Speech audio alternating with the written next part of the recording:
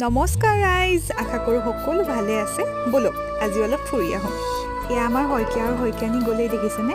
পিছে কিনো কৰিম আৰু, আমাৰ যিহেতু চাৰিচকীয়াখন নাই, সেইবাবে স্কুটিৰ মালিক এতিয়া খোজকাঢ়িয়ে যাওঁ আৰু।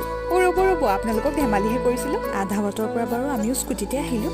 পিছে আপোনালোকক কোৱাই হোৱা নাই নহয় আমি ক'লৈ আহিছোঁ। এয়া মোৰ মামা ঘৰৰ আইতা দেখিছেনে। আপোনালোকে হয়তো গমেই পালে তেতিয়া মই ক'লৈ আহিছোঁ। আৰু এয়া আমি আহি পাই সকলোবোৰে চোতালত বহি লৈছোঁ। তাৰপিছত আমি ঘৰৰ সকলোবোৰে এগালমান কথা পাতি চাহ তাহ খাই মামা ঘৰৰ ওচৰৰে ককা এজন ঢুকুৱাত তেখেতৰ ঘৰলৈ বুলি খবৰ কৰিবলৈ গ'লোঁ। আৰু এইটো পিছফালে পুখুৰীৰ ওচৰত এজোপা নুনি গছ দেখিছেনে। আপোনালোকে খাই পাইছেনে বাৰু নুনি?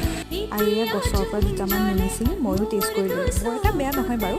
আজিকালিৰ ল'ৰা ছোৱালীয়েনো এইবোৰ ক'ত চিনি পায় হয়নে। আৰু এয়া আমি সকামৰ ঘৰত বৰতীয়া দি খা খবৰ লৈ আকৌ সকলোবোৰ মামা ঘৰলৈ বুলি গ'লোঁ। আৰু তাৰ পৰা আহি এয়া আমাক খুৰী আইতাই জলপান খাবলৈ দিলে আৰু ৰাতি ভাত খাবলৈ বুলি ৰখালে। আৰু আমি সকলোবোৰ মামা ঘৰ